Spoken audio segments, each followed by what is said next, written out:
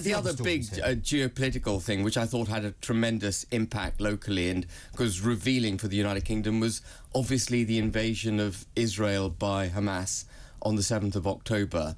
And life, I don't think, will be the same in the Middle East after that, and nor will it be the same in the United Kingdom, because we have seen the impact of multiculturalism on the streets of the United Kingdom, and it's not a great look. It's not, we have a society now divided. Mass immigration in the way that we practiced over the last 25 years has revealed not to be capable of being integrated, for society not to be capable of going forward as a homogeneous, harmonious one with, common values moving forward, and that we have a great minority within the United Kingdom who would actually wish to do us down. That to me, as terrible as what's happened in Israel has been, without a doubt, and I think it's fair to say in Gaza as well, that the story for me is how it has permeated the domestic dimension, and how this is one of those conversations I think that needs some nuance. And you can tell me I'm wrong if you like, but holding up an Israeli flag doesn't mean you advocate everything that the Israeli government has ever done over the last 30 years. Holding up a Palestinian flag doesn't mean that you are a supporter of Hamas. Where I think it crosses over is when you have the protesters who don't want us, of which there are some that will be genuine, who don't want to see innocent people dying in who are Palestinian. Nobody wants to see innocent people. No one does, but then they start becoming like they start to intimidate other people, and that to me is the line. Make shops close, intimidate other people, say and shout things that are going to make Jewish people on the streets of London feel threatened, and I don't think you see that from the other side. No, you simply don't see it. You simply don't, and that to me is the problem. And I think it's really important just that within this we remember that there are going to be some people who are pro people in Palestine or Palestinians, for want of a better word, not dying, who perhaps don't agree with that intimidation. But also it's really important that you should be able to display an Israeli flag in your shop or somewhere, and people don't think that you support every single thing that the Israeli government has ever done and that you deserve to be intimidated. And that is what has been lost here in the UK, and those are British values. And those are traditional British values. The preparedness to have a debate. Diversity of thought, not division. And we've gone from diversity of thought to division in society.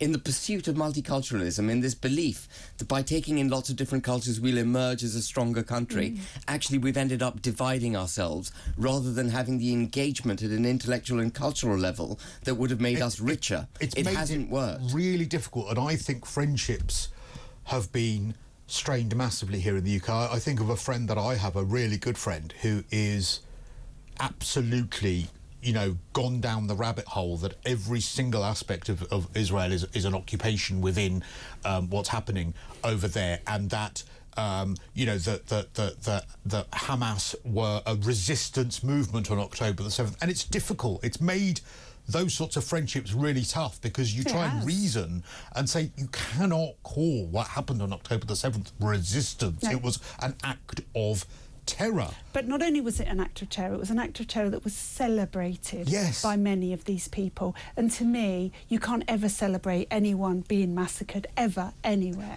But there is a difference, and maybe it's a difference that is not appreciated, but I see that there is a difference between a legitimately elected government that chooses to strategically defend itself through war and through that sort of thing, and a terror group that don't respect those rules of war, as perverse as they might be. As you said, that when they went in, it was an act of terror. There was no legitimate military target. There was no attempt to avoid civilian casualties. In fact, the intent was to maximise civilian casualties. Some of the people who I know who have gone down that rabbit hole don't believe that that's what happened. They believe that it was military targets that were targeted. They believe that the IDF killed the civilians. The IDF killed the civilians. They believe that some of they don't believe some of what the story's coming out. This was all put out by Israel and all of this stuff. That's nonsense, isn't it? It is, but I think that is the mentality of some of the people that we are seeing especially on the streets of London, because I know people who believe that. But you know where the problem comes from again, and we go back to screens, Cristo, that many of these people are taking their education and their facts from what they read on TikTok and Twitter, and there's no research behind it. They're just reading headlines. They actually do not know what the facts are. They don't know the history of Israel. The fact that you have Queers for Palestine tells you all you need to know. I went to see the marches and I saw some of those posters. I thought, you lot haven't got a clue.